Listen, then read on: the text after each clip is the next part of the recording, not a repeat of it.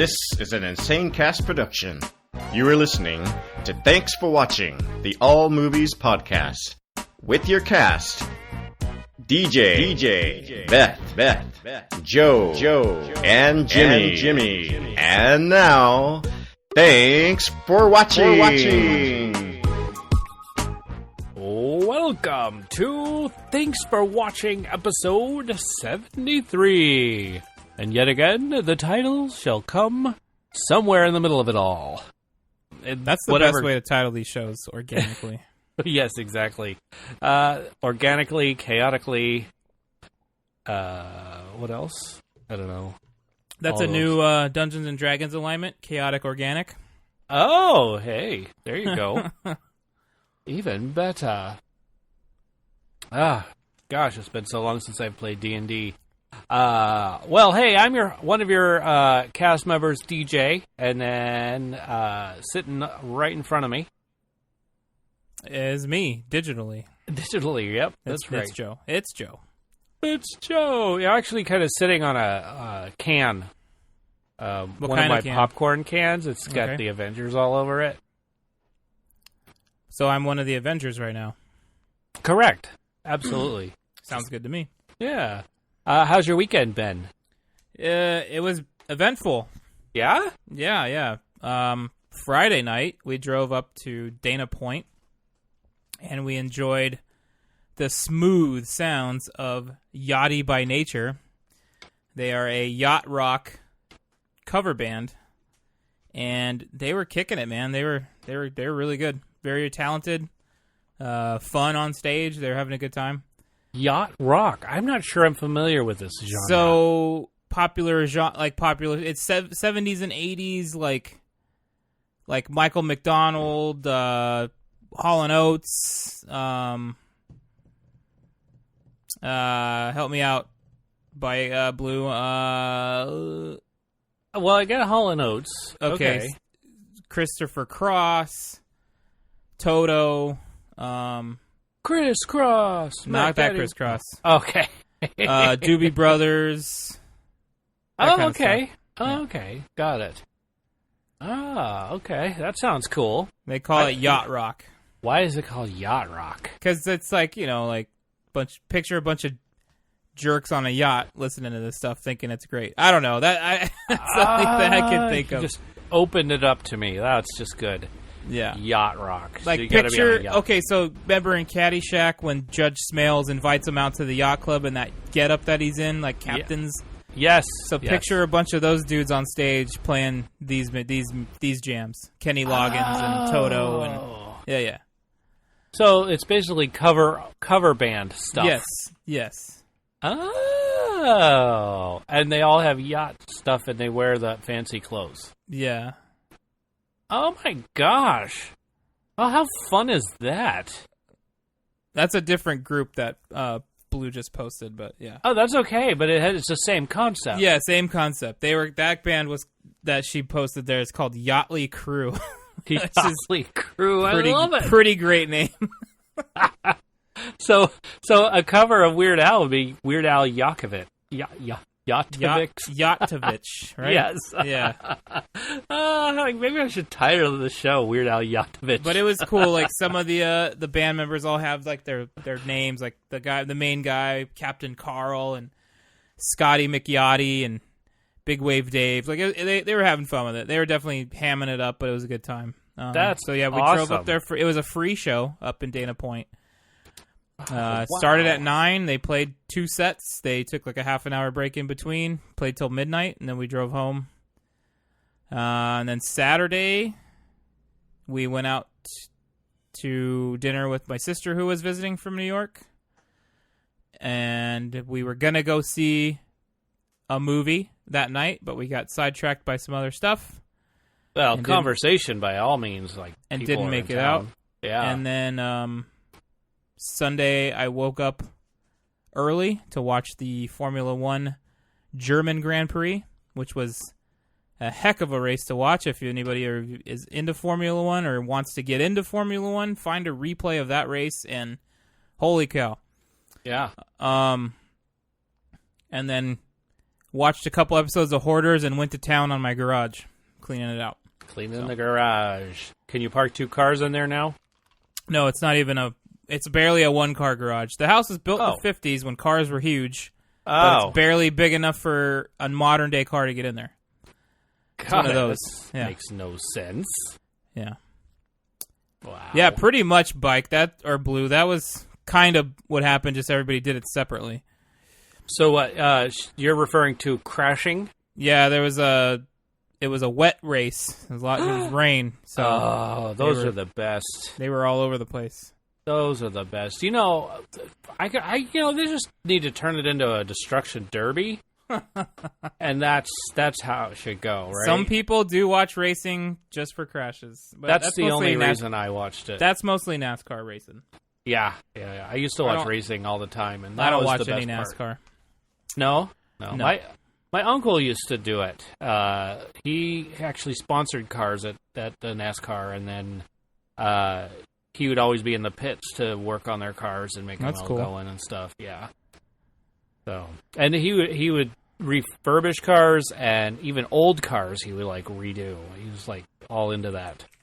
And rich people would just pay him to, hey, I want this car. It looks snazzy. Could you do it? And be like, yep, give me your car. I'll take care of it. Nice. Well, I mean, sorry.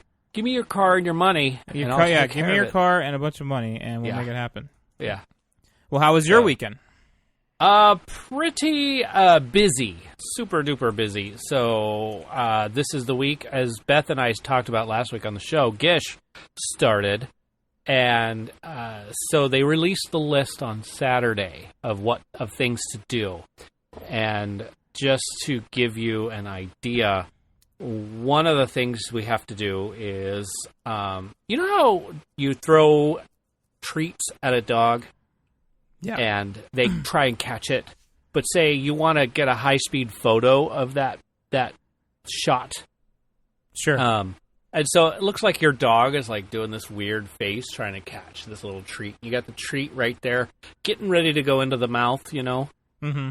So we needed a human version of that. So that's one of the things that we're doing. Beth, who will be on the show in a little while, she's out. She's late getting to the show today because she's getting something for a tapestry, if you will. A tapestry? Yes. So she is using pet hair to make a portrait of Chewbacca. So, in honor of losing him this year. So, yeah. So that's kind of the things we do, and then we take a picture of whatever it is and we send it in. In fact, we were also supposed to make shoes out of Legos, and sure enough, we made shoes out of Legos, and they had to really work. Shoes out of Legos. Yeah, not comfortable and very slippery, but I would imagine, yeah. I could probably post a video to private chat. We cannot send any of this over to the social media until after the show. Gotcha. But also we can't do it unless it tells us to. Because there's some things where it wants us to put the Gish website in a little video commercial and get it to go viral, and it has to have over 1,000 views to get points. And I found out, like, Neil Diamond, he retweets everything. So if you just sent it to him, he would retweet it for you. And you'll probably get 1,000 views. Because he likes Gish. Yeah, okay. So you explained Gish to people, right? Yeah. Okay. Yes. That was last podcast, I think. Right. We explained it a little bit. So It started this weekend. So we've been kind of doing that, trying to see what we want to do, what we can do, that type of thing. Another thing was a little gala event, a red carpet gala event, dressing up for that. That was fun. And then, so that was pretty much the weekend. I mean, it was pretty busy, action-packed.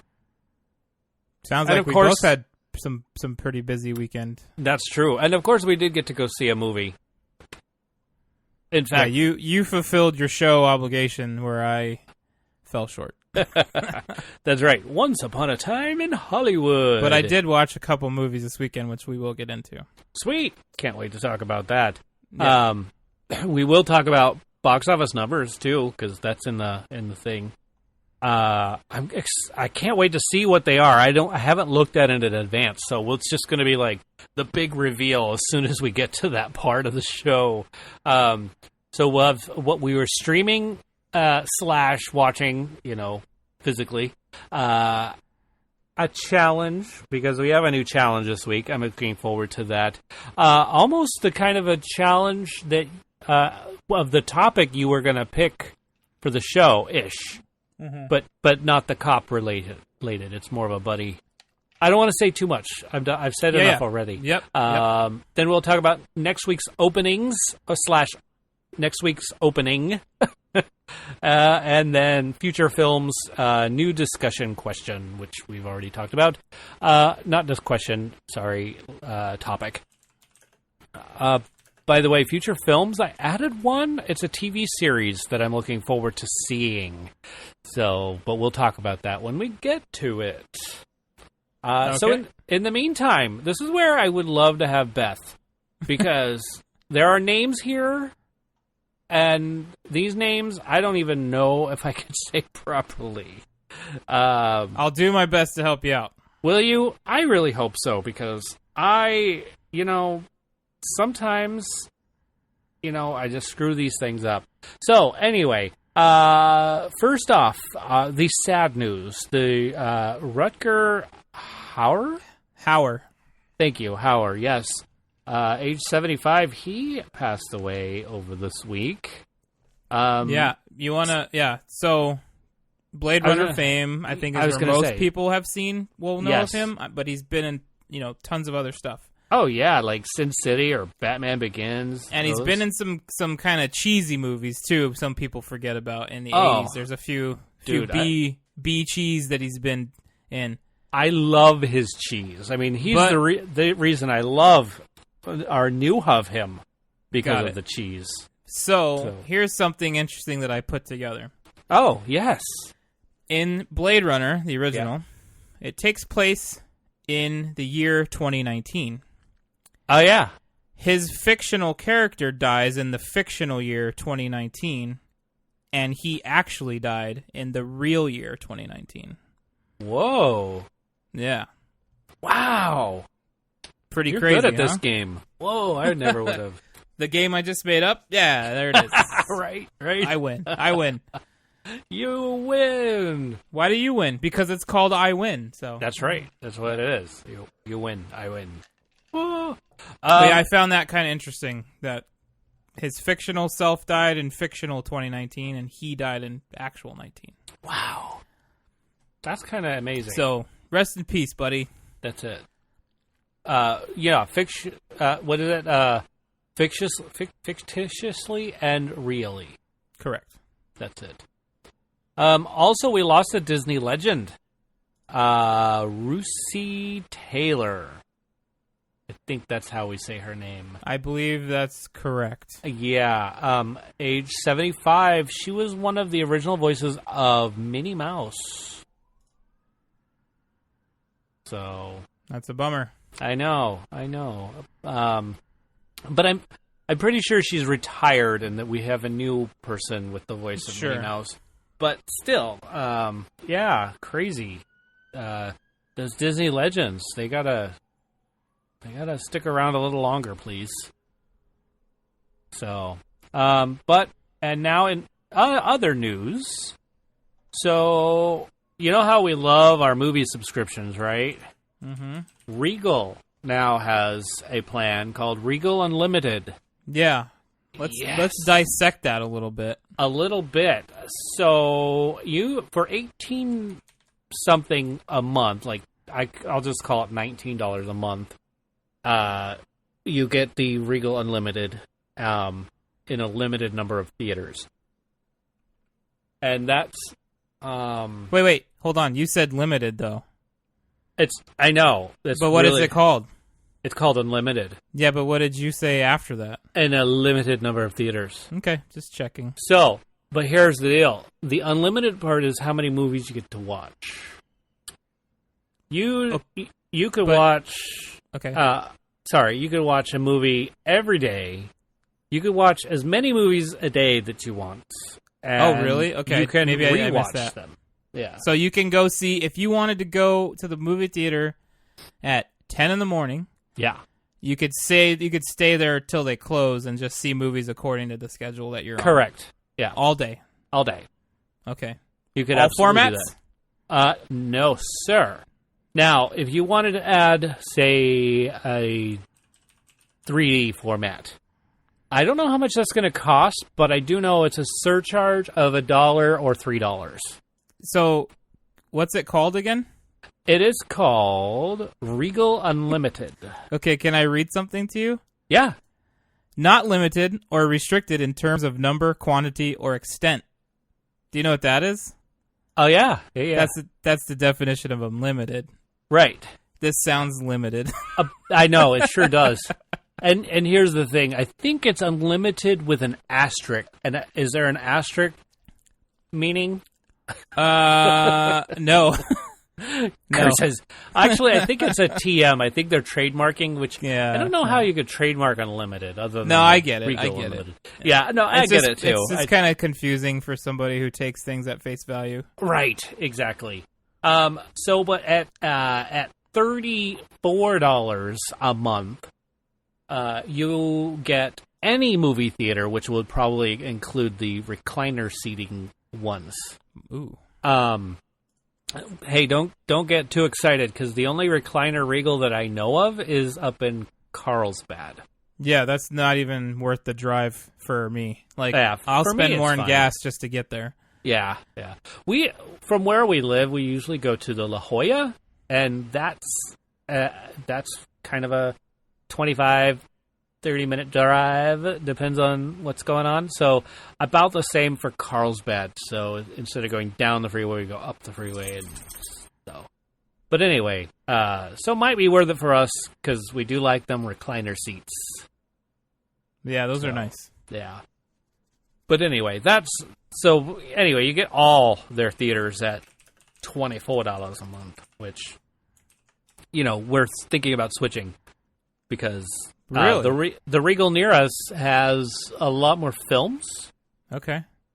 more independent films that I could watch, whereas here it's like a small 10 theater, and they only play like the good stuff, like the main stuff, the box office stuff. Yeah, the big movies. Yeah, so you do have to have a 1-year contract. That is true, and so. But for like Penny and I, we usually we've had AMC for over a year, so it's not like a year of movies. We're gonna have this podcast for another 10 years, so does it even matter? Right? 20, right? I don't know. Right, exactly. Yeah, 20. However that goes. So that's that. That is the Regal Unlimited plan. And plus we get to see a movie every day instead of being limited to 3. And trust me, we've gone to where we've had all 3 and go, oh crap, there's another one we gotta go see. So, AMC's is 3 a week? Correct. Okay, that's still pretty good. Oh yeah, no, it's good. It's good. Like last week we only saw 1 film, so we wouldn't have even been able to see it. Right. And I feel like a lot of people probably barely have time to do 3 movies in 1 week. Right. I mean, not everybody has a podcast about movies. Right. It's only beneficial for people like us. The contract thing kind of sucks, but kind of not. Like, I understand when you roll something like this out, you want to be able to, max return. Yeah. If people just do it 1 month and go, I'm out of here, you can't charge a whole ton up front, because people are like, that's not worth it for 1 month. You know what I mean? Exactly. AMC's was a 3-month contract. See that? But that's still not as, I feel like that's more reasonable. Agreed. Me personally. Like, from money that I would spend. Right. 3 months seems more reasonable than a year. Like, and the way I look at it is like when I would play online video games that require a monthly subscription, I would do 3-month chunks, because it's like, if I'm doing it every month, it's a little more expensive. I don't want to commit to a year because that's a lot of money at once. Right. So 3-month chunks seems to be the best when that kind of stuff is concerned, at least in my opinion. Yep. Totally agree. So, anyway, that's what that's all about. I'm excited for it. We're probably changing. The other reason we like Regal is because they have caption glasses instead of caption things that get into your go into your drink holder. Mm-hmm. So the glasses just are so much cooler. Yeah, it's like future tech. It is. It really is. It just the captions go right onto the little lens there, and I know my father-in-law loves that way more than he loves the stick in your thing and see it right there. Right. Yeah. And here at AMC, they don't work very well. They don't work very often. So, anyhow.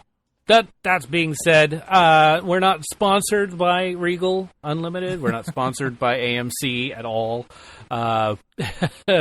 We'd love them to be a sponsor. Wouldn't that be nice? Yeah, right. So, but yeah, that's it. That's all that. In other news, we've had we have been listened to over 1,000 times. Nice. Yes, I'm excited about that. That's really That's really good, yeah. Isn't it? Yeah, one of the cool things is, now we did get Anchor, like, really late in the game, because we were doing our own RSS feed and all that stuff, and I was like, okay, I'm tired of doing this every week. I'd rather have one thing that does it, and Anchor.fm kind of showed up, and we were like, oh, rock on, let's put all our shows on that.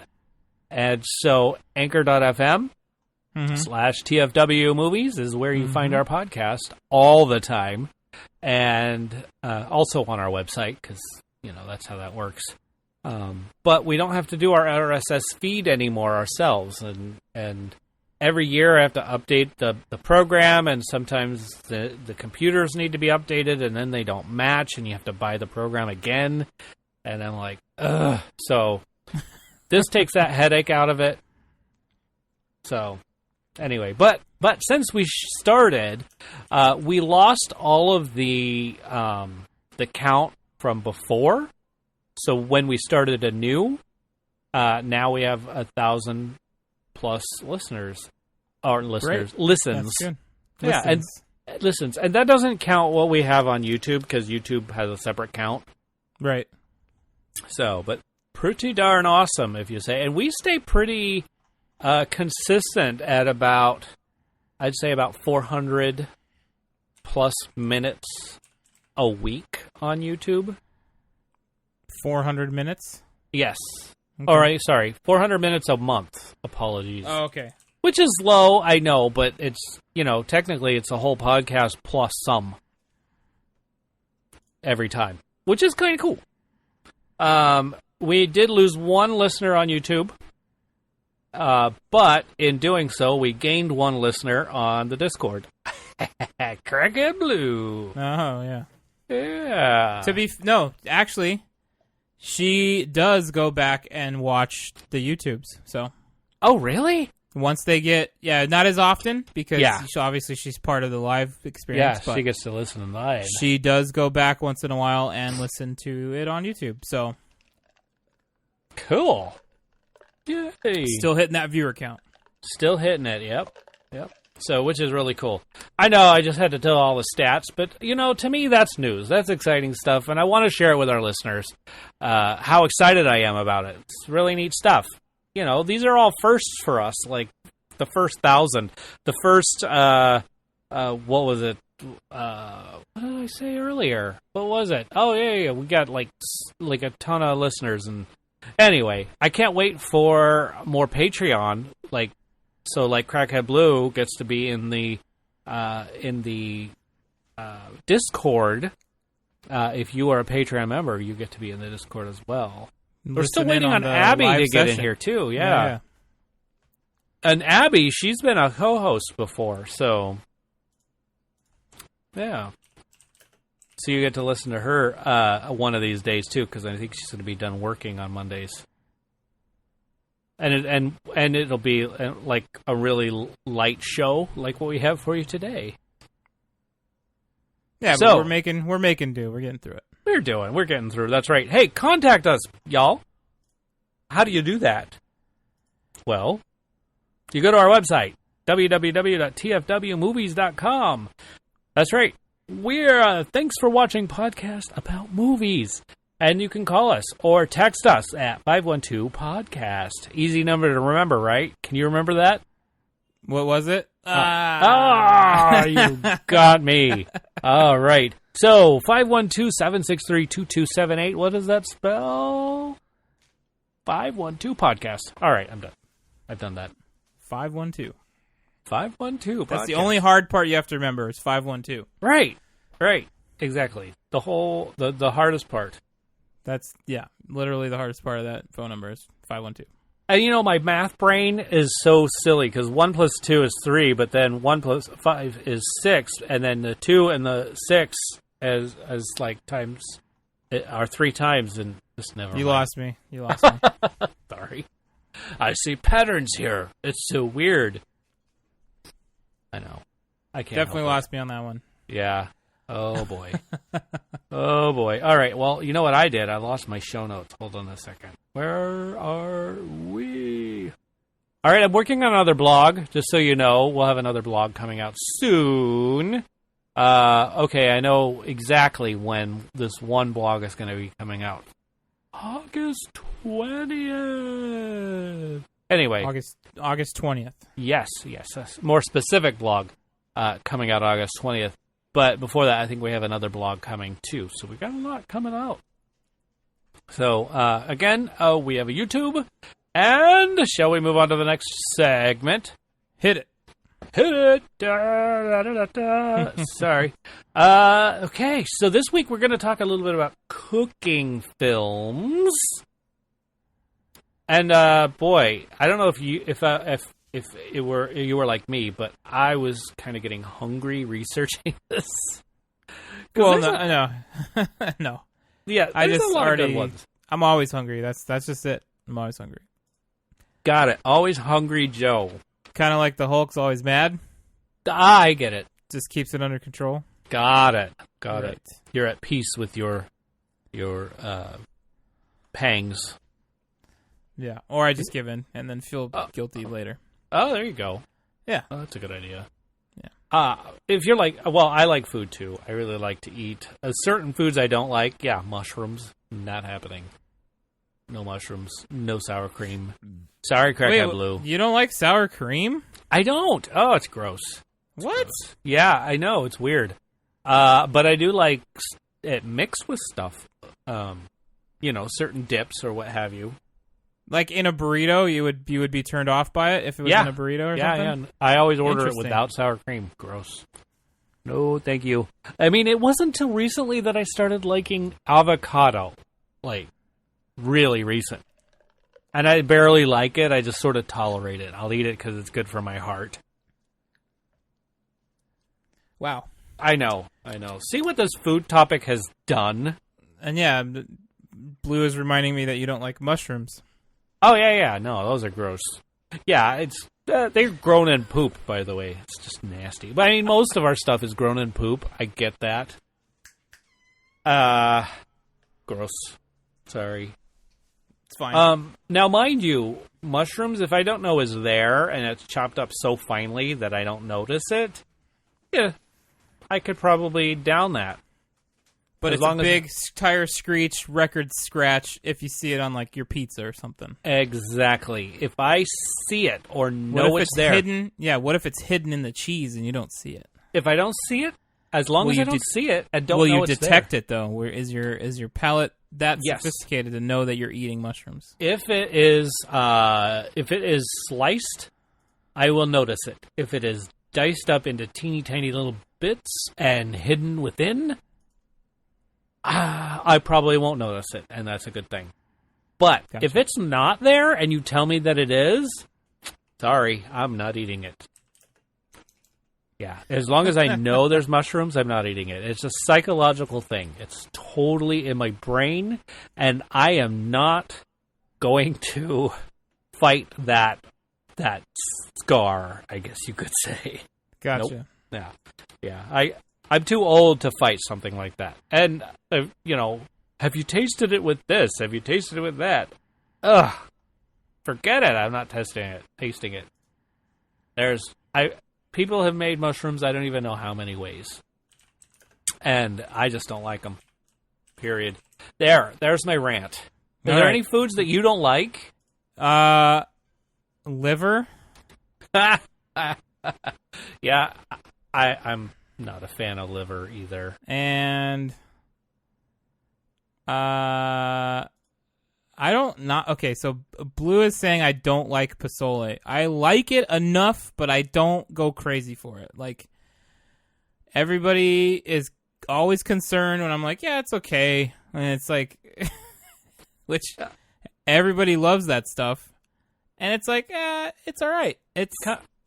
I get that. Like, I don't hate it. I don't hate it though. It's not like you and mushrooms. Like, I'm like, ugh, it's gross. Like, I'll eat it and it tastes good. It's just, I'm like, okay, it's all right. It's there. Got it. But I'm not real big on soups. Oh, okay. But it's not really a soup. I don't know. It is what it is.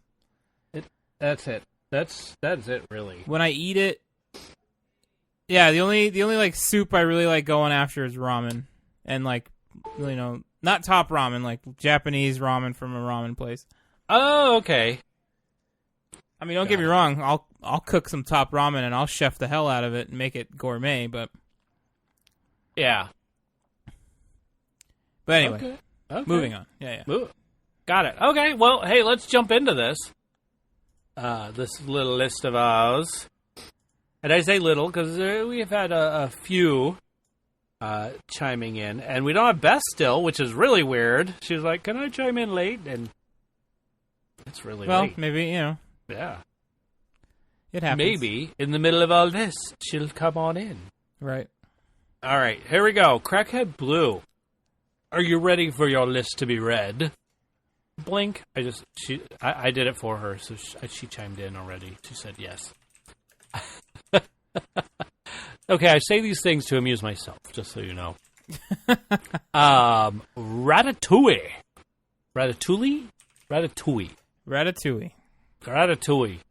Great one. I love that one with the little chef and all that stuff.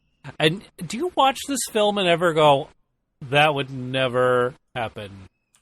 It's Disney. Like, yes. You can't say that about Disney movies. I just, rodents, rats are probably the most dirtiest creatures ever. That's like, wow. But he showed himself, little chef showed himself to be like real clean little creature. Rats are actually very clean. I don't know. At least pet rats are. Domesticated I've watched rats them walk around leaving little entrails of urine. And these were pets. So the pets that we've always had, as soon as you're done handling them, they clean themselves. Okay. I can live with this. Yeah. Yeah. But see, that and birds. Birds are just disgusting, too. But, I've owned them, so I get it. I think birds are dirtier than rats. Yeah, I agree. 100%. I agree right there. Absolutely. So, anyway. Boy, I'm really good at getting off topic today. Birds... Crackhead Blue says, what? Birds are awesome? Yeah. Now, see how distracted I'm getting? Thank you. Yeah, it's all right. Thank you. Crackhead Blue also lists Julie and Julia. Ooh, this was a good one last holiday. I like that one. I love Queen Latifah, by the way. She is amazing. She is the cat's meow. Let me tell you, I loved her in Taxi. Is it Taxi? I don't know. And then she was also in that one with what's his name?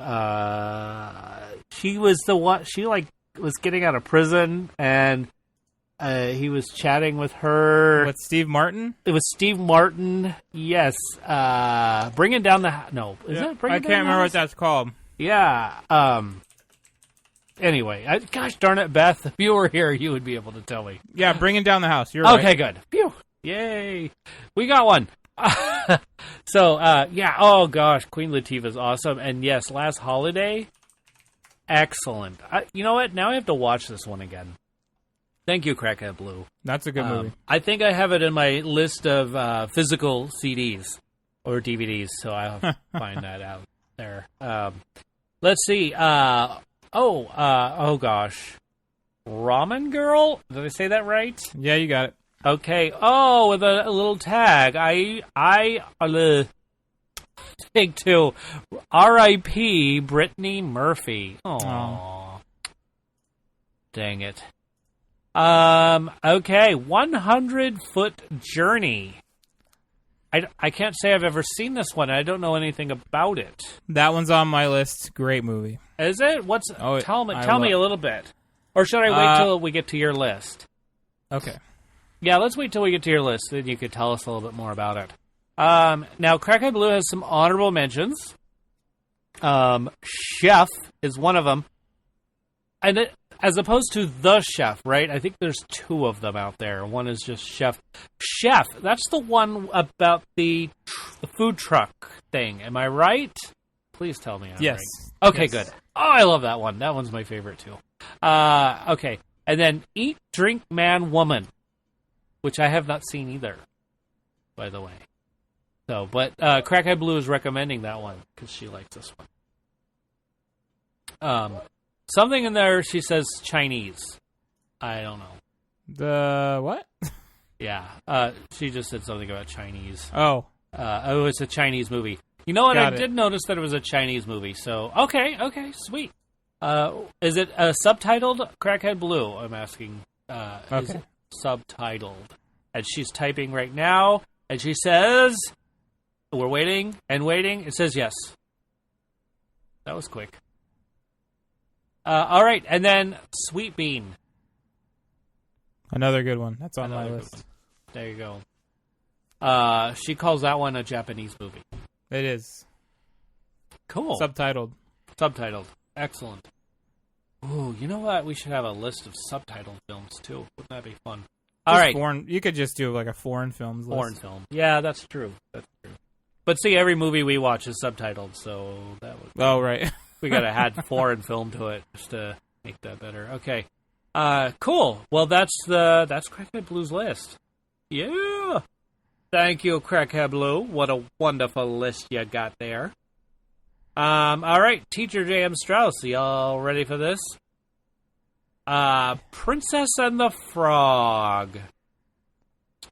That's a good one. And I like the voodoo guy in that one. I do too. I feel like they should do a buddy movie with him and the Oogie Boogie. You know what? They're really similar. That's true. That is very true. So I like him too. That's actually one of my favorite songs that he has. My Friends on the Other Side. That's a great song out of that. And yeah, they he should team up with the Oogie Boogie, and they should do something. They should. And those beignets, they look so delicious. Right. I think we made some after we saw the movie. Crackhead Blue got the mix, and then was like, let's try this. And it's great. Yeah. And they serve them at Disneyland. That's right. So you know. They're really good. Our friend went to Louisiana and got us beignet mix from New Orleans. No. And then he brought it back for us, yeah. That's cool. Yeah. Beignet mix. Wow, I wonder if I can order that on Amazon or something. Probably. That's cool. You can order pretty much anything on Amazon, not a sponsor. Go ahead. Got it. Okay, Teacher J.M. Strauss has another Disney movie about food on the list. Anybody care to try and guess what it is? No? Wait, you saw it already, huh? Maybe. Maybe. All right. Ratatouille. Yep, he likes that one. I just absolutely love just the when little chef is talking to his big buddy who's eating, I guess, poop. I'm not sure. And just how he's like disgusted by it. It's so funny. He's not eating poop. He's just eating like out of the trash can, and he's not sure what he's eating. Yeah, it's just trash. Oh, it's just trash. Thank you for clarifying. And Remy, who is the little chef, Remy, yes, has a sophisticated palate. So he's like, how can you eat this crap? Basically. Yeah. And yeah. Because Cheetos are amazing, and so are Twinkie Wiener sandwiches. Okay. He also picks Julie and Julia. I think I just broke what he. You did. You broke. It's fine.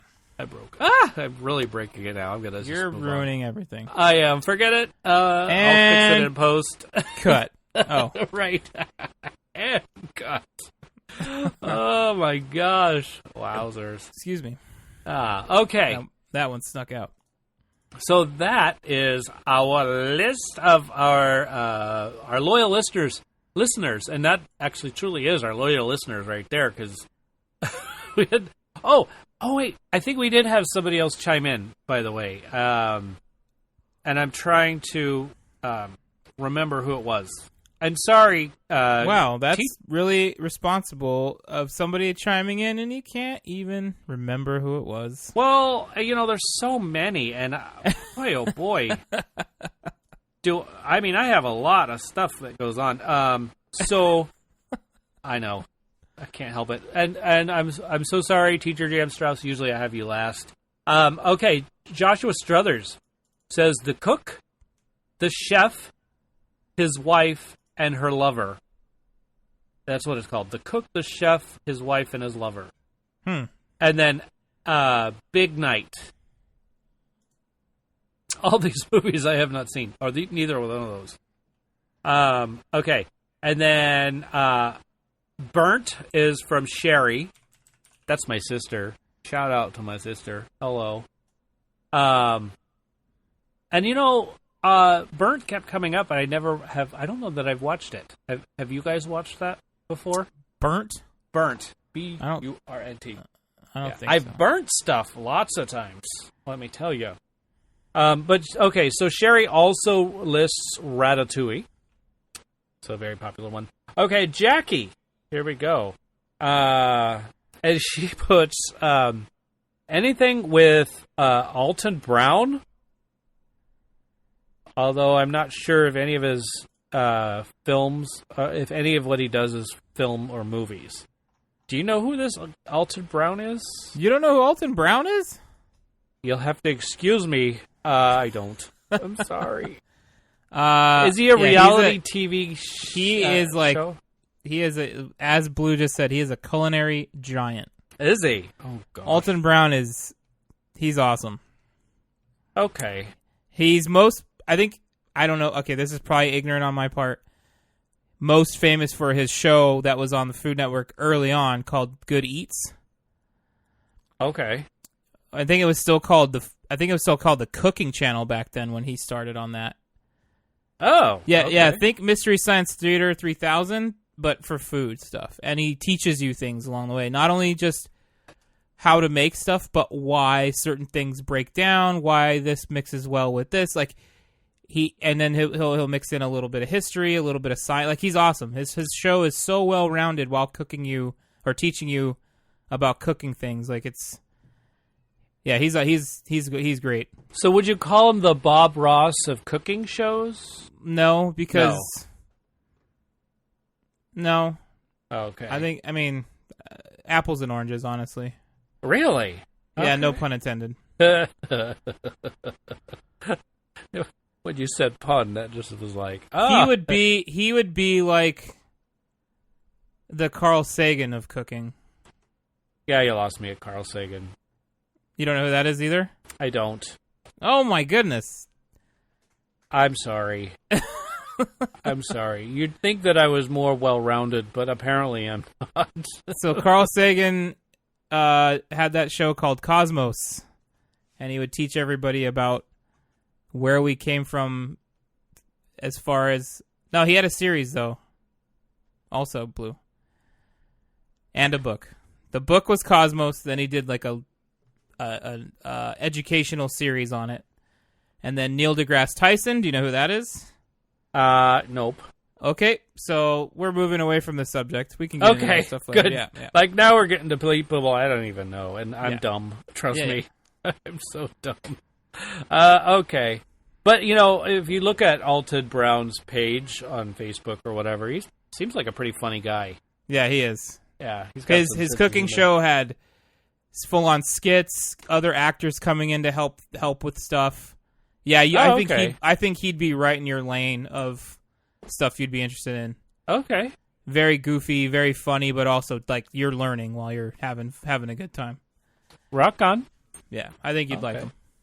All right. Has he done a movie before? I don't even know. I don't know. He sounds like the kind of guy that would do some sort of a film. I don't know that he's done movies. Okay. Well, he should do something where he's like a cameo in he was also on Iron Chef. He was like the commentator, like the main assessing every situation with, you know, when the cameras would switch to what's happening at a station, he would explain what's going on or yeah. Oh, okay. So he's kind of a judge. No, he wasn't ever judging anything. He was just helping. Oh, okay. Helping direct stuff. Got it. Yep. Okay, sweet. All right. Well, thank you big TV for guy, that. Yeah, now I know. Thank you, Jackie, for yet another rendition of let's talk about this particular kind of a subject. Like last week, she had, Rhinestone? Yeah, and that went on a whole tangent with Beth. It sure did. Oh, my gosh. All right. So, let's see. That's it. Let's move on to our cast. And so far, it's the cast that's here. The cast of two. The cast of two. All right. So, I'll start off, as I do every week, and go with Julie and Julia, Princess and the Frog. And I know this one may not count, but there's some really cool cooking scenes in it. Mrs. Doubtfire. I know. Okay, don't say anything. You don't have to say anything. My Big Fat Greek Wedding. Also, some cool cooking stuff, and I just left the theater going, I'm so hungry. Chef was good. And I know this one's really pushing it. Cloudy with a Chance of Meatballs. And it wasn't that I just looked up food movies. It was just, I was racking my brain, and I'm like, oh, he cooks this stuff up. But it's, I guess, the machine that really cooks all that up. So, to me, I think that was one of the things. And okay, Crackhead Blue approves. Oh my gosh! And she says, even though she thought of Hook, in the Discord, she says that. And Hook, what a great one! That they think of all the food fight and all that stuff. Mm-hmm. Totally awesome. Okay. Yeah. As Good as It Gets, and I know that's stretching it a little bit because she was a waitress working in a restaurant, but that was all about cooking. And so I just thought it was all about how his eggs had to be a certain way and stuff. But so As Good as It Gets, I picked. Because I really like that one, and it's funny and romantic and just a good story. Don't you think? And Harold Ramis was in it. May he rest in peace. Rip, another one. Yeah, I know. Holy mackerel. And then Overboard. I just, I loved when in the OG film, she was learning to cook, like having to get that going. I know that one's really stretching it. So, but anyway, that's my list of cooking films. And, that's how my brain works. If there's some cooking in it, and I think it's funny and great to me, that's how it goes in my list. Even though those movies aren't really about cooking. I'm smiling, and the little ding comes out right now. Hey, man, it's your show. You're not pushing anything. Yay, it's my show. It's not just my show. It's your show, too. Well, you know what I mean. Yeah. So, okay. So, that's my list, and I'm sticking with it. And I liked Hook. I'm going to throw Hook back in there. I'm going to put it under Blues, under her honorables. How's that sound? How do you like them apples? Oh, enjoy that pun. Huh. All right, Joe. You're next. Okay, so you know how I keep them short and sweet. So Chef. Yes. Because I'm a fan of the actor. I'm a fan of what he was making. So much so that we decided to go get him ourselves. We found a place in town that makes good Cubans, and we every once in a while we'll go treat ourselves to that. But yeah, I love Jon Favreau in that. I like his relationship with his son, how it develops. And yes. It's just a cool movie. Like it's cool. I like it. And the part where he's yelling at the food critic in the restaurant's pretty great. Yeah. And the 100-Foot Journey. So I've only seen it once. Okay. But I remember I really liked it. And I'm a little rusty on the plot. Got it. So look it up, DJ. Well, no, I'm looking at it. Oh, are you? Okay. Just to try to refresh my memory, but I don't want to read all. I just don't want to read it. So what I remember is there's a family in India, and I think they have a restaurant, or they work at a restaurant. I think they own one. Okay. And their son is going to take over for mom eventually. Like, they're training him to eventually take over for mom, but then it kind of happens prematurely because, like, some civil unrest breaks out or something like that, and they firebomb the restaurant. I don't think it was them.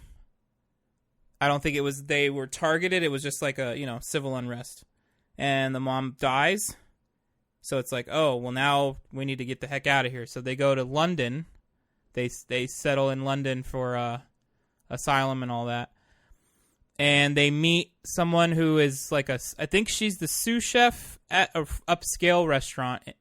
And then, okay, so here's Blue's helping me out. They moved to France. Dad opened an Indian restaurant directly across the street, 100 feet.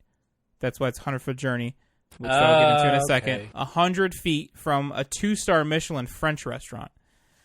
And I believe the son wants to learn that style of cooking. Oh. So he wants to do like a few, and then eventually I think he learns both really well. He learns French really well from whatever, and he does. Oh no, it's a 1-star restaurant at the time, and he's like super gifted. And then so he goes over there and learns how to cook French food, and then he creates an Indian French fusion, and then that helps that restaurant get a 2nd Michelin star. Oh. So it's because of him bringing his Indian cooking to it's good. I remember really liking that movie. And cool. The father was upset, like how can you leave my restaurant to go work over there? Like, what about us? We're your family and whatever. And he's like, I got to learn this stuff, man. Like, no, I think he did create fusion dishes. Hold on, let me look. Okay, so the plot says Hassan's cooking, which gradually evolves into a fusion of Indian and French cuisine, results in Mallory's 2nd Michelin star. So there you go. And then he gets national renown and blah, blah, blah. And then everybody's happy. Got it. And then it's good. And then it ends with them cooking a bunch of dishes in the French place, and they walk it across the street to his dad's restaurant. So because his dad refuses to set foot in there. Huh. It's a classic love story, DJ. It's one of those. Okay. Yeah. So the end is really cool because dad's, resistant and like, you turned your back on us and blah blah, and then so they create a bunch of food and bring it over, and I think he eats it. It's just, you can't spoil a 10-year-old movie. Yeah, it's a 10-year-old movie. It's not. Well, it's only 5 years old, but whatever. And there's no such thing as spoilers in food. We don't like the food to spoil that quickly. No, but it's good. It's good. It's a good movie. Cool. Okay. And then Sweet Bean, which is a good Japanese movie. Dang it! Why can't I remember? It's pancakes, right? No, dang it. What is it? Help me out, Blue. What are they making at that shop? Those little pancakes, right? Oh, Dang it. Oh, okay, yeah, like a red bean stuffed like pastry pancake thing. Okay. And this older Japanese lady is looking for work because the guy has a help wanted sign, and he's like, "Nah, you're too old, you can't work here, whatever."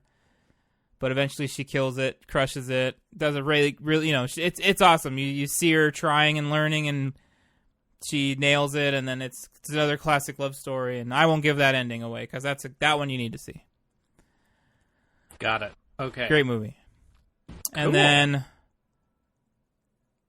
oh, that's right. Like she already knew what she was doing, and she taught the guy who'd been doing it his whole life. Like he had fallen out of love with what he was doing. He was just like, this is my job, and she taught him to love making those things again.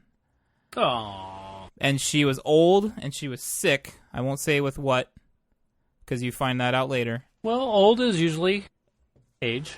Sure, but she also has something. She's sick, so it's good. Got it. It hits all the right feels.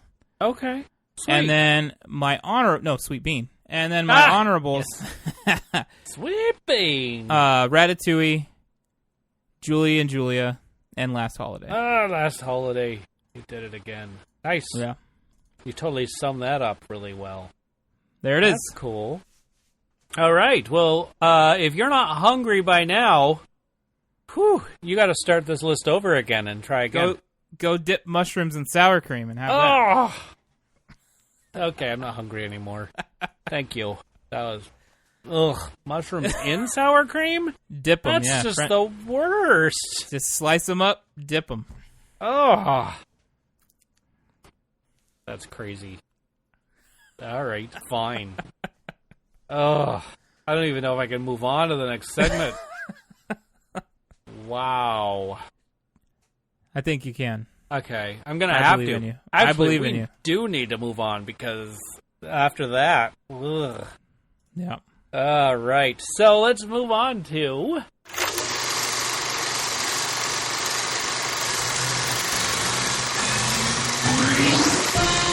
stuff we're putting in our eyes.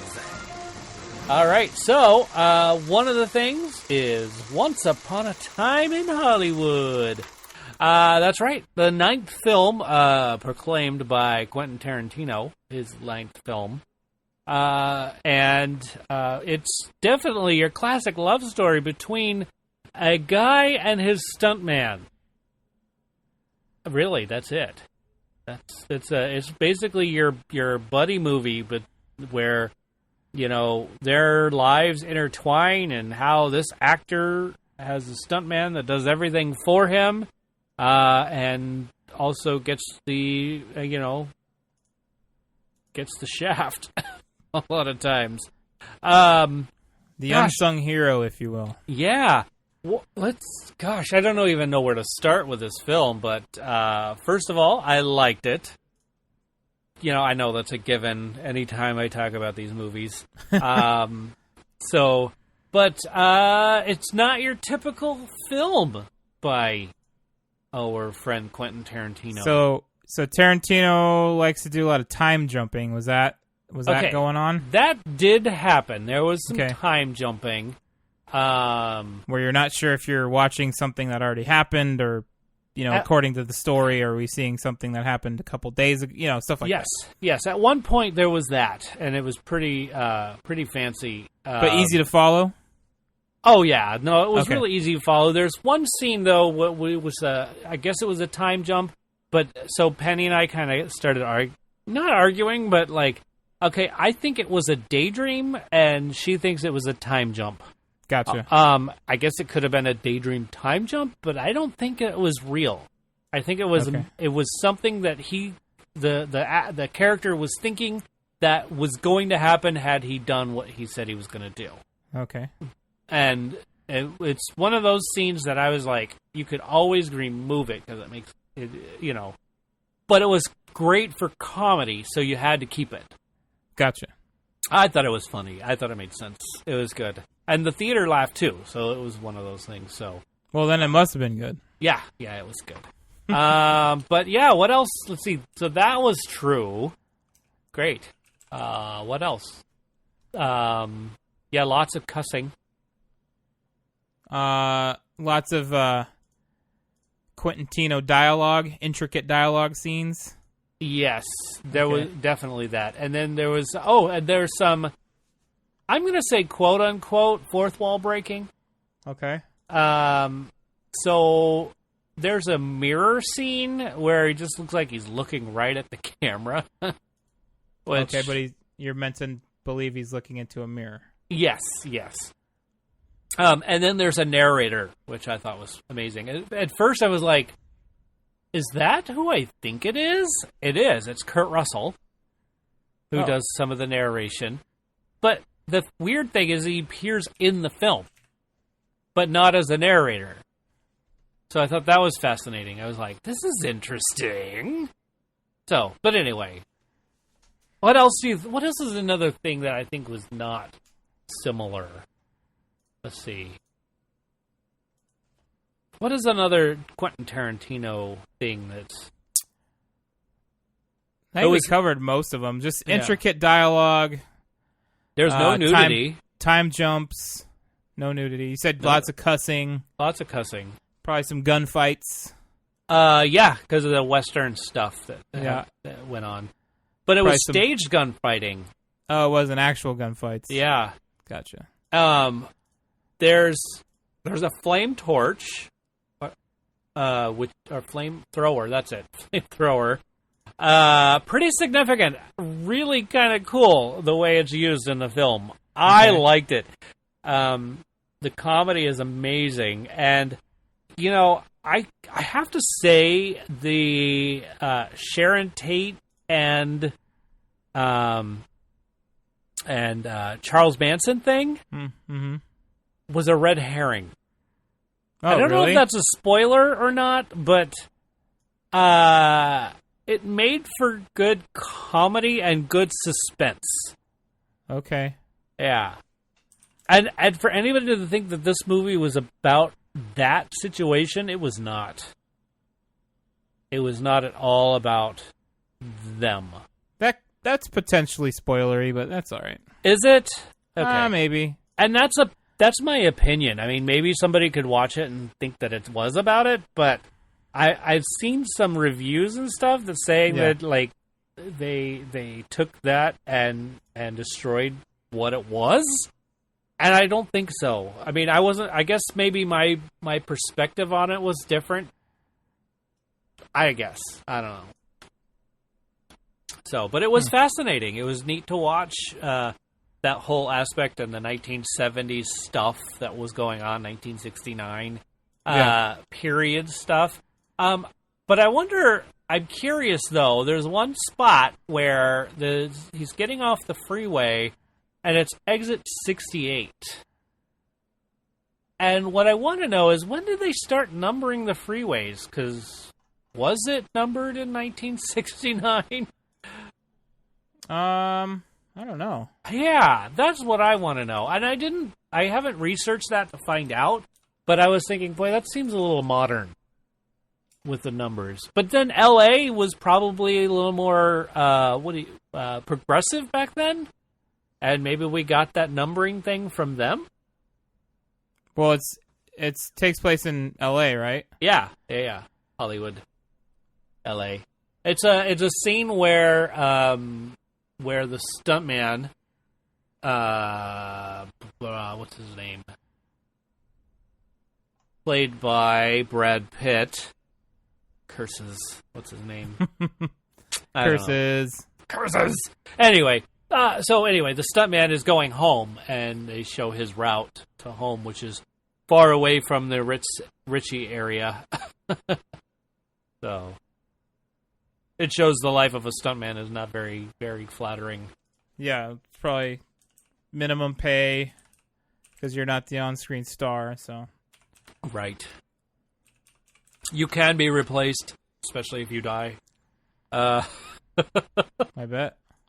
So, overall, I really like the film. I'm trying to think of what to give it.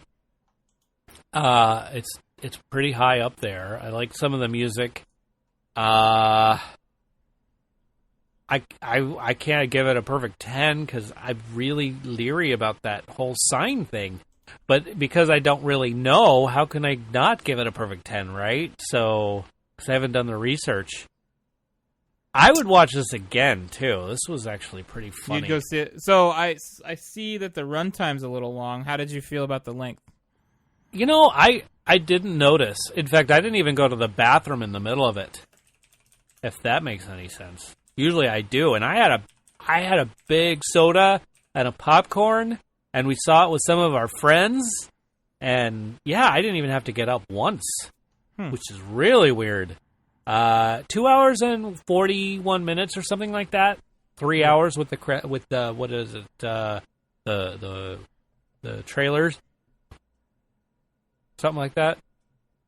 So yeah, long runtime. 240-ish, somewhere in there. Yeah, but 240 is not bad, I think. No. So I know theaters hate that because they can't fill the seats more times. So just to answer your question. The post-mile system was developed and put in place by the feds in California in the 1950s. Oh, so there, no So flaw. mile markers and exits were marked by their mile number. Okay, yes. So the use of exit numbers became a federal requirement in 1971. But because California had already built 90% of their current highway system, they allowed them to continue the post-mile system. Oh, okay. So it's a little bit of revisionist history, it looks like. It must be, because I do know the mile post system. I get that, because I mean, I used it a lot when I was working on films and stuff. You know, this says that exit number installations began in 2002. Okay, that's what I thought. So, okay, that's a relatively new thing. So it is a history rewritten thing. But it's a Quentin Tarantino film, and I don't think half of the stuff actually happened. No, and that's fine. You suspend disbelief on a few things. Right. And just enjoy the film. Sit down and enjoy. And it was enjoyable. It had the suspense, like, is this going to happen? Is this where something bloody and gory is going to happen? And nope, it didn't. And then he does it again. Oh my gosh, something bloody and gory is going to happen because that's what Tarantino does. Gore and blood and gush. And nope, it didn't happen. I was like, whoa. 10. I give it a 10. Forget it. Yeah. A 10. I do it. I did it. Are you sure? Yep. Final answer. I'm not taking it back. It's a 10. All right. I liked it. And I don't like gore and blood and all that stuff. And I literally laughed at somebody getting killed. And I don't do that very often. Unless it's slapstick and it's supposed to be funny and super out of this world. This was mean. This was terrible. I mean, I can't believe it happened. I really felt bad for the person that was being killed. It was bad. Yet I was like, that person got their just desserts. Yeah, that food reference there. So, but I guess that's it. That's my review on this. I liked it. It's Quentin Tarantino. I don't know. Best work? Maybe? The one I've liked the most so far? Yeah? That one? So yeah? Yeah, I really liked it. And maybe it's part of the whole, I liked watching these actors, over the last several years. Mm-hmm. Just like totally grow as actors. And also having ties with the film industry and seeing filmmaking in a film. I love it. That stuff is great. And then, of course, the narrator, fourth wall breaking. It has everything I like. Curses. See, no wonder it's a 10. This is one of my movies. Penny's like, I'll never watch it again. I was like, what? What? But she's not into that kind of stuff.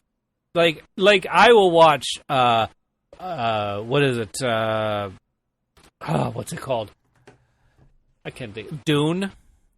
Dune, okay. Yeah, Penny was like, boring. I'll watch Thunderdome, any of them. Penny's like, boring. Well, there's only one Thunderdome. Well, yes, there is only one Thunder. You're right. But I wasn't thinking of that title. It was something else. Mad Max. Thank you. Okay. There you go. That's the title I was thinking of. You're right.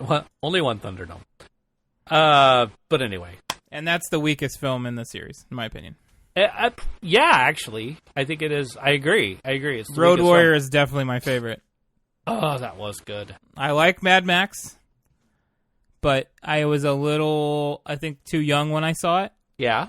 I went back and watched it as an adult. I'm like, okay, I think if I was an adult and had seen this first, liking the things that I like now, I could see how I would enjoy Mad Max more. But Road Warrior has like more of an impact. Okay. Yeah. So Road Warrior is definitely my favorite out of those. But yeah, I see what you're saying. Got There's it. definitely movies that I could watch over and over and over again. So yeah. Cool. Well, anyway, that's that. That's all I've got for y'all. Only one movie this week. So if I were paying for a subscription and I get unlimited movies, I didn't use very many this week. I don't know where my brain went right there, but that's okay. Shall we move on to a challenge? Let's do it. Let's do it. Last week's clip, something about Mary. And Crackhead Blue's the only one who got it. Yeah, congrats, Crackhead Blue. Congratulations, Crackhead Blue. That's right. All right, here comes the next one. Are you ready? Oh, what did you say? You said you don't remember guessing that time around? You did. Oh, trust me. You still did. I think you did, and you did it via... What did you do it via? GIF. Trust me. You got it. All right, here we go. Here's the next one. Get out of the car! It's go time, you and me! Look, Mommy, the rhino's getting too close to the car. Him too afraid to get out. He just a little guy. That's it, big boy. I'm gonna wail on you. You're gonna regret volunteering for this job, Porky. Hey, boys and girls, it's Papa Smurf. You don't want none of me. Think it through. Come on, give me your best shot. I'll give you a free one. Let me have it. That's it? Come on, you can do better than that, can't you? Captain Limpris, try again. Hey, everybody, is there a window open? I feel a draft. Huh? If I wanted to kiss, I would have called your mother. Oh, yes, there you go. A classic love story. It is a classic love story. Another excellent buddy movie. Yeah. Yep, so there it is. You could either, if you are a Patreon member, you could post that in the Discord right now and maybe or maybe not have it right. You could also send us a text, 512-podcast. Let us know what you think that film is. And next week, I will let everybody know who got it right. All right. I love that film, by the way. It's hilarious. Yeah. I'm a little leery about all the name calling and put downs and all that stuff, but that was really his shtick. That guy. But we'll talk about that later. We won't go any further with that because I don't want to give away too much, right? Right? Yeah. Okay. Moving on. Let's move on to streaming, shall we?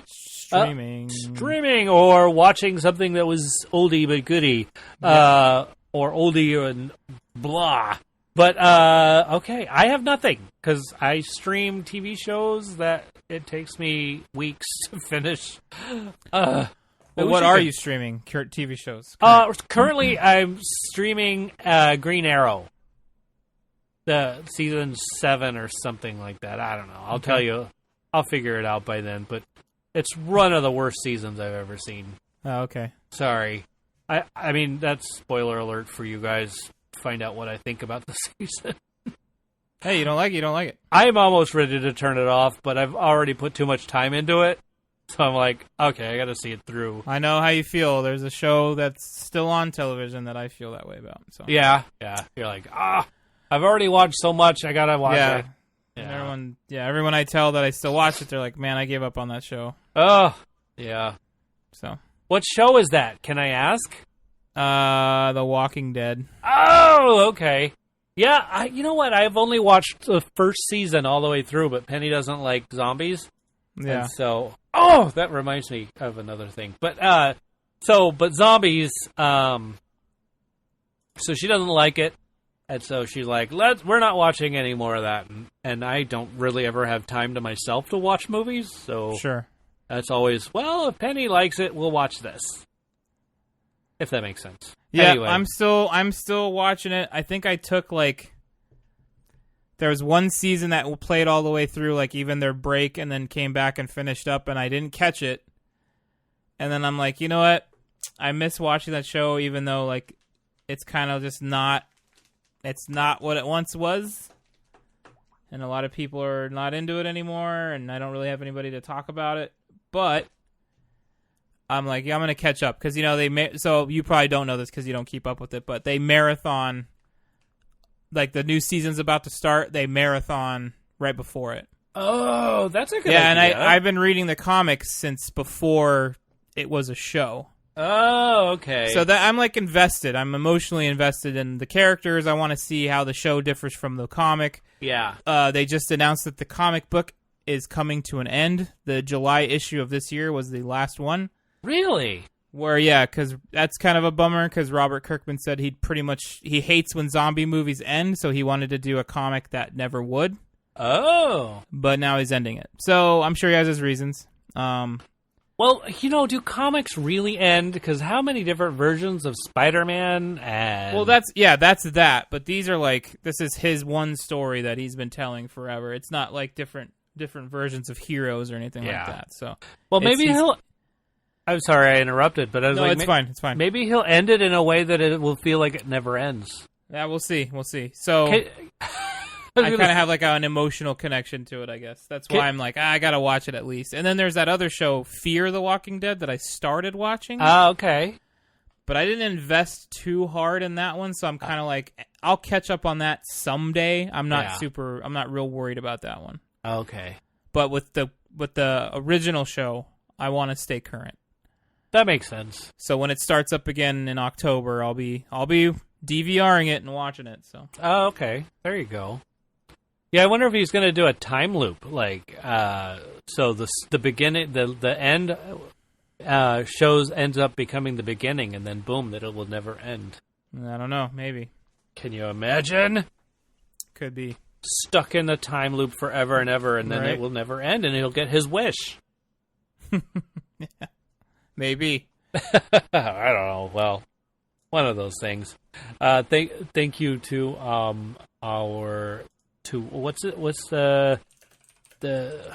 what's his name? The time loop guy, Marvel character,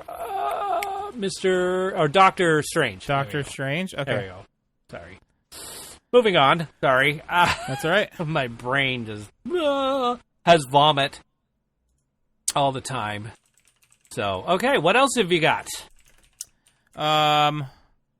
So I watched your favorite, your one, your only. Oh, yay! UHF. So I definitely laughed out loud a bunch of times. Yay! I remember seeing a lot of those scenes, so I feel like I've seen that movie. I just didn't know what I was watching, when I was younger. But a lot of those were triggering memories. I've seen this. That Rambo scene, I know I've seen it. Yeah, when he's just making faces and shit's blowing up. Yes. I know I've seen that. You get to drink from the fire hose. Yeah, all those scenes with dang it, Spadalski. I remember all that. The mop thing, I totally remember him finding his mop when he's captured and beating people. I've seen this. I just couldn't remember it. Got it. So I've definitely seen it again. So I got to see it again. Have you ever been to one of his concerts? No. Oh, okay. I was going to say you've definitely seen them at his concerts. Oh, wow. Okay. Yeah, I never seen him in concert, but who's going to be here on Sunday? Is he? Yep. Yep. His strings attached to her. It's going to be here on Sunday. Are you going? I don't know yet. Oh, okay. I still don't have tickets. We'll see. We have the Gish until Saturday, and then Sunday. Who knows? We'll see. You can't. That's like your favorite thing. You can't miss that. I know. We'll see. We'll see. I just get so anxious, and then I nerd out, and I don't know what I'm going to do, and then I'll spend too much money on tickets afterwards. Anyway, I know. But I've seen him so many times. Right. Like, I get it. I mean, I don't know. And but I've never seen him with a concert, like, where he has a whole bunch of... Yeah. Like, what is it? Like well, it's strings attached. So there's an orchestra. That's right. I've never seen him with an orchestra behind him. Yeah, that's pretty neat. I mean, I have kind of, because I watched Spy Hard. Yeah. So, but anyway, I digress. Yeah. So and now then the other movie that I watched. Oh, go ahead. No, you still want to talk about UHF? Let's keep going on that. Oh no, I was just saying. So UHF. So you know the Twinkie Wiener Sandwich now. Yeah. I mean, you guys introduced me to that already, but now I know. Now I really know. Yes. Some of the things I just love is just like what time is it? And the guy's fist goes right through the wall. Yeah, it comes through the wall. Freaking hilarious. Like, that's genius stuff right there. The slapstick comedy is just amazing. Yeah, it was good. Keith Richards. Right? No. Nope. Try again. Crap. You had the last name right. I did. Richards. Michael. There he is. Michael Richards. Hilarious. I mean, so I had seen this way before Seinfeld was a thing. Right. And so I just thought that man was a genius. But there's definitely some movements he does as Podolsky that definitely carried over to the Kramer character. Oh, for sure. Absolutely. Like when he sees the Channel 8 boss in the room there, and he kind of does that like snap up to like, oh, what's this guy doing here? And then like backs up real quick, and those are totally Kramer movements. Yeah, we read the trivia on the movie, and that guy, the wildlife dude. Yes. He passed away during filming. Yeah, that's a bummer. Yeah, that was a bummer. He was killed by a drunk driver. What's his name? Sylvia? No. Something Silva. Yeah. But yeah, that was a bummer, huh? That was crazy. So there was supposed to be more scenes with him. Yeah. And they didn't get to do it, obviously. Right. Bummer. Trinidad Silva, and he's in the credits every time. You know, it's like... Yeah. But yeah, it was a fun watch. We'll get that returned to you tomorrow, hopefully. And sweet. So thanks for loaning that. Yeah, you're welcome. Yeah. So now every time you reference UHF, I have fresh memories of it. Absolutely. Yeah. Gandhi too. Yeah, that was pretty funny. I remember seeing that too. Like, so I everything was it was all remembering. Like, oh, I've seen this. I've totally have seen this movie. Yeah. The bum. Hey, mister, you got any change? Like that guy was cracking me up. Yes. Oh my god. When he was asking for change, and then he like put the change into Weird Al's hand and goes, 95 $1, and gives him $1. You're like, what the hell? I wasn't expecting that. Yeah. And then I do remember when he flipped him that coin and he picks it up and he was all excited. I'm like, oh yeah, that coin's super valuable. But I don't remember like how that comes back into the movie. And then So and then sure enough, I had definitely seen it before. And can I just say the cameraman's expression? He didn't need words. He didn't need to say anything. The big guy didn't talk at all. No. I think he said one or two. He said one thing, I think, in one of those like promo commercials. Yes, he did. But he just he had the best facial expression. I like how he would pick Billy Barty up and be his like camera stand. Yes, exactly. It's pretty funny, man. Oh yeah, and then his facial expression, one of the most funniest was, I just complimented the film completely. Like when Bobo the Clown was eating Yappy's dog treats. Yeah. Oh my gosh, that was hilarious. I'm gonna have to watch this again. It's a good thing I won't put it away right away. I'll have to watch it. There you go. And then the second movie I watched this weekend, The Black Klansman, but 1966. Oh, yay. Oh, cool. So that was a lot different. Like, it was an interesting movie. So the plot is that a black man's daughter is killed by the KKK, and he seeks revenge by becoming a Klansman. He's supposed to be a light-skinned black guy, but the actor is definitely a white guy. Like, he was definitely not. Geez. So it's kind of like, all right, this is already off to a bad start, but I'm gonna go through it, and it was definitely it was definitely 60s acting, like, if you know what I'm talking about. Definitely 60s acting, like the dramatic like, oh man, and then like the camera's all in close or whatever. But I probably won't ever watch it again, to be honest. Yeah. I saw it on there. I'm like, oh, they made this movie already. Definitely prefer, but not well. Well, yeah, I definitely prefer Spike Lee and his depiction of Ron Stallworth. Yeah. Versus this guy joining and becoming a member, and he like did it. Yeah, I don't know. It was a lot of it was, yeah, like they were unrelated. The two movies aren't related.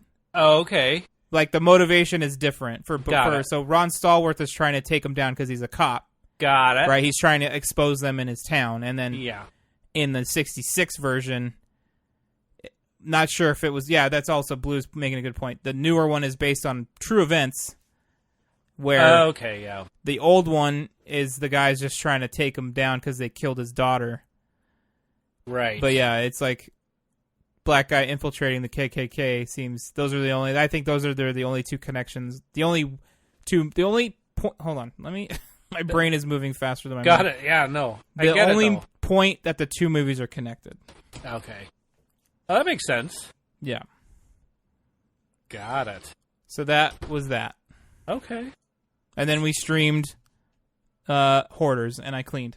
And then you cleaned. You were like, Hoarders! Oh, I don't want to be this. Okay, yeah. Let's clean up. Not that we're like, honestly, we do have clutter, but if you've seen Hoarders, it's like, these people can't move through their home. Like, we're nowhere near that bad. Like, yeah, that's not even worse. close. Yeah. Yeah. We just have stuff sitting around and we don't have a lot of the mental things that these hoarders deal with, where they hang on to stuff because they feel, oh, I'm going to need that, or oh, that's special, or oh, I need that. But we just have junk that we just get lazy and don't get rid of. So. Yeah, I feel like I do a lot of that too. Like, oh, I have this huge box of wires, and I'm like, oh, I might need a wire later. Right. And then the box of wires gets bigger. It starts out as a small box, and now it's like this huge, big, like foot by foot cubic square. And I have a box of like old PC parts that I'm like, could always use this, but like the PCs have advanced past it, so it's not usable anymore. Yeah, and people don't even want it anymore. So it's like, well, why am I still holding on to this stuff? Yeah, another thing that another thing that I remember my stepdad telling me a long time ago. He's like, if you don't use it within like 6 months or a year, you're probably not going to use it, and the store is holding on to another one for you, so you can go ahead and get rid of that one. That's true. Yeah, that's true. I have a drive that died. And I'm like, someday I'm going to be able to retrieve all the stuff that's on that drive. And I keep it. And it's this big hunk of thing. And I'm like, I should just get rid of it, because I'm never going to be able to access it. Right. As far as I know, I'll never be able to access it. I don't know. You could probably take it to a data recovery place if there's important stuff on there. Maybe. I don't know if it's important, or it's just there's pictures and stuff that... Yeah, like I get it. I don't know. We'll see. Or if any of the computers nowadays can even read any of the files that are on there other than the pictures. You know. Anyway. You're right. Yeah. Oh my gosh, hoarders. Am I a hoarder? I'm a hoarder of cords and stuff. It motivated me to finally get up and get some of that junk out of the garage out. So yeah. And it worked, right? You have no more stuff in your garage. No, there's still stuff there because the dumpster can only get so full. But oh, wow. You filled a whole dumpster, though? Well, just the little trash can that you have at your house. The little curbside dumpster. Oh, okay. All right, well, that's reasonable. So that's full of crap. But yeah. I could easily... We're going to try to make a donation pile. Okay. And then we'll take that stuff to Goodwill, get rid of that, which we've already done once. We got rid of a bunch of stuff. And then, so yeah, I need Blue to go through some boxes because there's stuff in there that's hers, and I wasn't going to just start tossing stuff, Got it. So once all that stuff's gone, then there's some shelving that needs to, like, okay, we probably don't need all this crap on this shelf. Like, when's the last time we used this? We don't need it. Got it. And like I totally exhibited hoarding behavior when she was Blue was like, yeah, we can get rid of that that garage door opener. So my uncle gave me a garage door opener that is exactly the same as the one we have now. And I'm like, yeah, I'm just keeping that one in case this one craps out. We're not without a garage door opener, like, And right. she's like that. She's like, well, that's how it starts. I was like, shit. No. Yeah. When the store has a really nice one, but then we get into everything. Yeah, they have them already. Everything's disposable, and then we can just get a new one later. Right, and it's like it's a double-edged sword where I know Blue really doesn't want to be disposed. Like, we're so disposable now. Everybody just throws everything away and gets new shit all the time. So I'm like, I'll keep that one and install it if ours ever goes out. And then here we are 10 years later, it's still fine. We're part of a group, a Facebook group called Buy Nothing, and if there's something that we find that we're not using at all, but it's still usable, we'll put it up on there, and then people are like, hey, I need something like that. And we're just like, here it is on the front porch, go get it. Yeah, come pick it up. Yep. Yeah. So it's kind of neat. Nothing is for sale. It's just a giveaway. That's how we got a TV. Our TV died, and so we're like looking, and somebody was like, hey, I got a TV. And we were like, oh, shoot, let's go get it. And sure enough, we went and got it, and free TV. It was like, I think it's like a 40-inch or something like that. Not too big, but who cares? It's a TV, and we don't watch TV stuff often. on it. Yeah. We watch movies on the screen. That's all we do. So does it show a picture? Boom. Yeah, so right when we needed one, too. It was perfect timing. So, Buy Nothing. I love it. We just gave away a crock pot. Nice. Anyway. Let's get back to movies. Okay. Oh my gosh. This is a random show. Holy moly. All right. Any other streaming? No, that was it. That was it? Okay. Yeah. Box office numbers. Shall we? Hit it. Let's see. Number 5 this week was Crawl. Ooh. Only 4 million, which is interesting for a number 5 slot. But hey, that's good. That's still good. 4 million is more than I got. Toy Story 4 hits number 4. It comes from 3 last week. So, but that made 10 million. Sheesh. Another Disney film is number 3. Spider-Man: Far From Home. That pulled in another 12 million. Still holding on. Yeah, it is. Holy smokes. That's good, though. And then number 2 is the new release, Once Upon a Time in Hollywood, at $41 million. Holy mackerel. So, it's pretty much a foregone conclusion that every new release is going to have the number 1 spot. You'd think. That week, right? Yeah. But not this week. Yeah, it's like you got a movie coming out and you're like, okay, we're going to be number 1. Yeah. So what's that like to see it then the reporting of the week and you're like, what the hell, we didn't get number 1? Like, yeah. Well, if you look at your numbers, though, at $41 million, you can't, say, that was horrible, worst opening ever. Right. $41 million isn't bad, and you almost hit half your budget. It says here the budget was like $90 million. Okay. And that's because of their actors. They had a lot of big-name actors and a lot of top-of-the-line people. I mean, shoot. So, but, let's see. Number one was number one last week. The Lion King. And that Still pulled in down. just a small $76 million. That's it? Yeah, that's all. $76 million. So fascinating that Once Upon a Time in Hollywood did not beat that. But again, it's a rated R film, and Lion King is for children of all ages. Basically. Yeah. Which makes sense. Children films make more money. They tend to make more money. In Wider that respect. audience. Yeah. Yes. A wider berth, so to speak. Yeah, so there you have it. That's the numbers. Crawl, Toy Story, Spider-Man, Once Upon a Time in Hollywood, and then Lion King wins the box office. But, and it's almost like Once Upon a Time only get half as much as the Disney ones. Well, if you add up all the Disney stole the whole weekend. I mean, I feel like that's going to be a continuing trend. Yeah. Because they own everything. Yeah, that's true. It's like you can't even sneeze and mention a movie without Disney going, yeah. Hey, we own that. Hey, that's ours. True. That's true. Stuber was number 8 this week, and that's Fox. Oh, who owns that? So yeah, they're all over the place. Yeah, they're all in the top 10. So, and then Buena Vista Pictures is the Disney. Sony and is Spider-Man, and Sony is the Once Upon a Time in Hollywood. So Sony got a good chunk of that too, I suppose. But they split that Spider-Man with Disney. They did. Oh, they sure did. So they sure did. Yeah. Anyway, cool. Well, that's that. That is that for that. Blah. Where are we?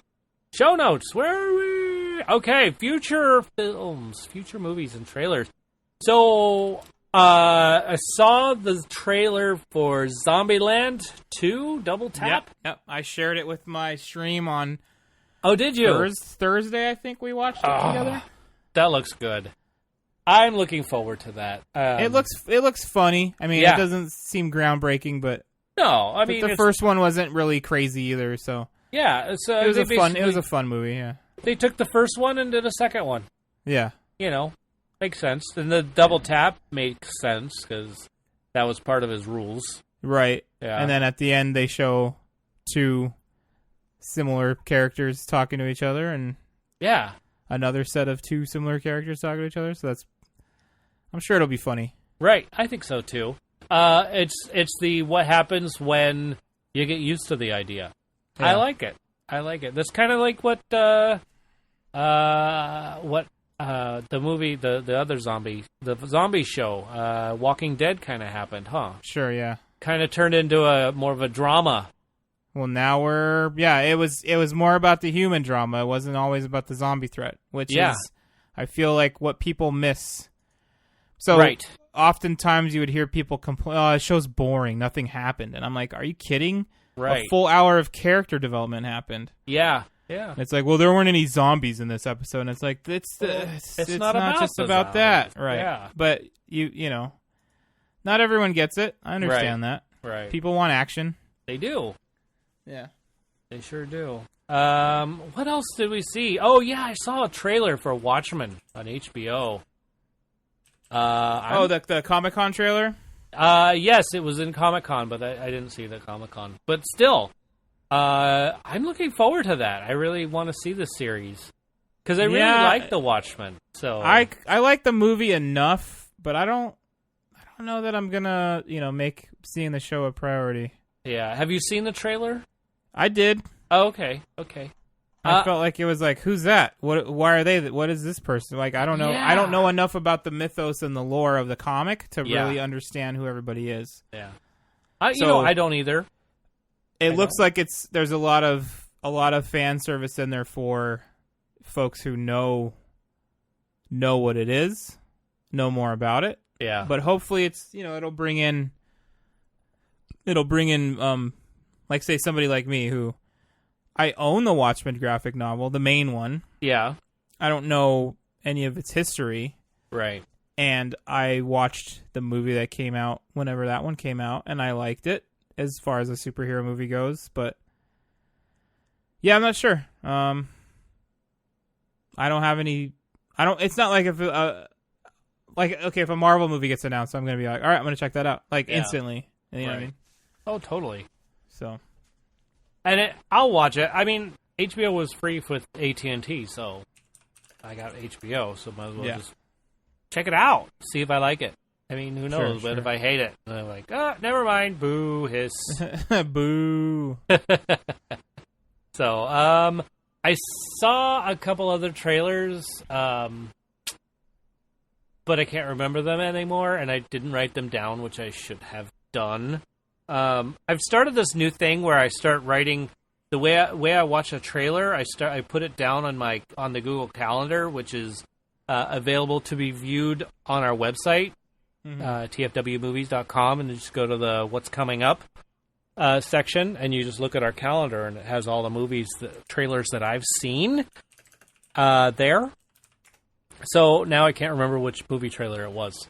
So I think I need to write it down and then enter it into the calendar later, because that just sticks it in the calendar under the date that I found it. And so for me, looking for it later, I'm like, crud, what date was that on? So my system is not perfect yet, but we're working on it. Getting there. Yes. But there were other really great films that I'm looking forward to. A few, I want to say, coming in October, so we'll see. Excellent. Yeah. Did I ever say what was coming out next week? No. Ha! I totally missed that segment. Oh my gosh. Just show me now. Okay, next week, Fast and Furious presents Hobbs and Shaw. Hobbs and Shaw. Yep. So that's the next film that's coming up next week. So we'll definitely put that in our eyes so we can talk about it the following week. Excellent. Any other films that you saw that you want to, any like trailers or what have you? Trying to remember what trailers I saw. Can we talk about the Comic-Con trailer? I mean, it was Comic-Con weekend last weekend. Yeah. We didn't really touch on it that much. I was that trailer for Picard looks kind of interesting. Oh yeah. That makes me want to get all access. The CBS thing. Just from what I saw, it feels like they're just kind of throwing a bunch of stuff in there to like, hey, remember this? Hey, remember this? Yeah, they could be. So I don't know. Stinking fans gonna have to pay them money to watch that. I mean, we talked about the Top Gun trailer. Yeah. We didn't talk about the Witcher trailer. Oh. I'm kind of unsure how The Witcher is going to play out. Great series of video games. They've already announced that it's not going to follow any of the game lore. Yeah. So I'm kind of like, well, then what's the point? Like, you can tell me other stories from his life, but if you're not going to follow some of the basic rules that are established from the game lore, like, then what are we doing? Do you know what I mean? I don't know how to explain that. No, I get it. Like, and he carries two swords. One's made of one material to dispatch humans, and one's made of another to dispatch demons and witches and ghosts and whatever. And in the trailer for this, he only has the one. Excuse me, the one. Well, maybe he gets the other one later. Nah, he's already old. It's kind of like, again, I don't know, man. I'm just throwing. Maybe if he was old, he left it in the couch, like change. He's like, "Where's my sword? Where's my sword?" I didn't mean old, like, you know. Oh, okay. Never mind. Yeah, you're definitely What's going on here? Jay and Silent Bob reboot I saw. Oh, yeah, I saw that too. I'm like, that's going to be dumb, but I'll watch it. Yeah. I like the first Jay and Silent Bob, and it seems like everybody came back. Yeah. Well, they need more money. Well, I mean, Kevin it's Smith's fun okay. too, right? I think well, you mean the actors need more money? Yeah. Well, I don't know. I mean, we'll see. Yeah. Rosario Dawson probably doesn't need that much money. Maybe not. I'm sure he's diversified all his funds too, so he knows he's making money whether he's making movies or not. Yeah, Kevin Smith knows what he's doing. Yeah. Terminator we talked about already. Yeah, looking forward to that. And It. I think we talked about that too. Yeah. So then we're good. I think we're caught up. Cool. We're caught up.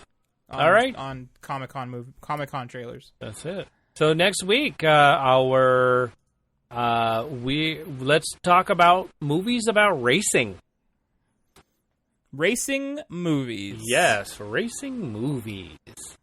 Looking forward to that. That's going to be a fun topic. I can't wait to talk about this one. Yeah, so if you have a racing film, you want to talk about it, send us a text, 512-podcast. Send us a voicemail, which we got that one from last week. We're really happy about. You could also record yourself saying something and then put it on shout out at tfwmovies.com. Send us Just to clarify, we didn't say what type of racing. So we did not. Racing. That's right. There it is. Racing. That's it. The social media, you could send us a private message, TFW Movies, at TFW Movies, which is Twitter, Facebook, Instagram, all those. Cool. So, yeah, send us in your list of favorites. Racing. Plug something. Let's see. I'll plug Checho. Big Checho, Standard Tattoo Shop. He does photorealism tattoos, and he does it pretty quick. So I know right now seeing pictures. It looks great. They're amazing. Looks amazing. Yeah, looks like somebody slapped a photo on your skin. It does, and he does it quick. And I've heard other people say, well, he's light-handed. He's not heavy-handed, which I guess means no pain. Or not enough. Pain. Yeah, not a lot of pain. Even a light-handed tattoo, it hurts. Yes, yeah. But he's amazing. He's in Chula Vista off of Broadway, the Standard Tattoo Shop. You should just hurry up and get that Weird Al portrait that you've always wanted. He keeps telling me, he keeps trying to get me in that chair. I'm not kidding. He does keep trying to get me in that chair. He's like, hey, when that Weird Al... Get that portrait out of the way. Yeah, well, but it's not going to be Weird Al's face. I promise you that. It would be more like the cover of the Dare to Be Stupid album, but his face is on there somewhere. But yeah, anyway, we'll talk about that on another podcast when we talk about tattoos. Anyway, what do you got to plug, sir? If you want to hang out with me 3 nights a week while we stream video games on Twitch, you can follow me at www.twitch.tv/apostle_OFC. We do Tuesdays, Wednesdays, Thursdays, starting at 7. Come hang out, have fun, request songs, be a good time. Sweet, and it's fun. I've been in the environment. It's kind of neat. I'm not a gamer myself, but watching people play games, that's actually kind of cool. Yeah. So, I've watched you die a couple of times in the many hundred times. Yeah. He's not afraid to get out there in front of a bullet or laser. You got to play the game. You got to play to win. That's right. Exactly. Yeah. So, there you go. I like it. All right. We want to. I guess that's it. I think that's it. We're getting close. Yeah, we're at the end here. So, real quick. Thank you. Thank you for everybody who listens weekly, monthly, whenever you can. We do this for you guys and for us, but thank you. To all our patrons, thank you guys. We still want to try to set up something where you guys pick a movie for us to watch and review. Yeah. So I'm sure DJ will put something together on that. So without that, or after, I'm all over the place too. Joshua Struthers. Big Checho, DJ McGee, Jimmy Harris, Beth Levine, myself, Joe Ray, Dorothy Fielden, Jackie Harris, Penny McGee, and all you guys listening. Thanks for listening to watching. And cut.